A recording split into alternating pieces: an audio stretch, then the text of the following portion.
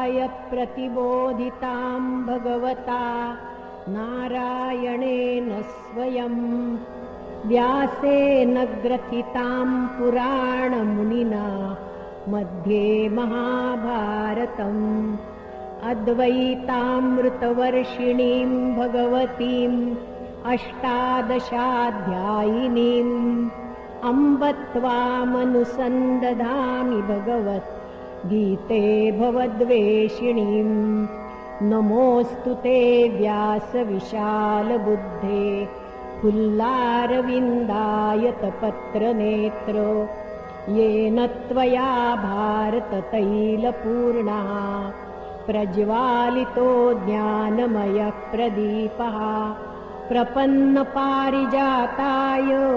स्तोत्रवेत्रैकपाणये ज्ञानमुद्राय कृष्णाय गीतामृतदुहे नमः। वसुदेवसुतं देवं कंसचाणूरमर्दनं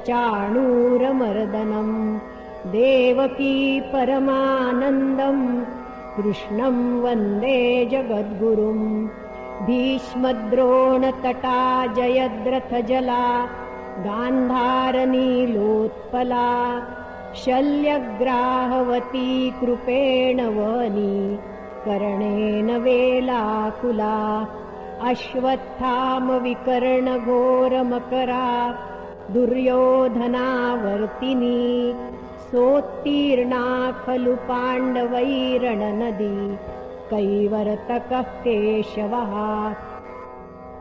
पाराशर्यवचः सरोजममलं गीतार्थगन्धोत्कटं नानाख्यानककेसरं हरिकथा सम्बोधनाबोधितं लोके सज्जनषट्पदैर्हरः पेपीयमानं मुदा भूयाद्भारतपङ्कजं कलिमलः प्रध्वंसि न श्रेयसे।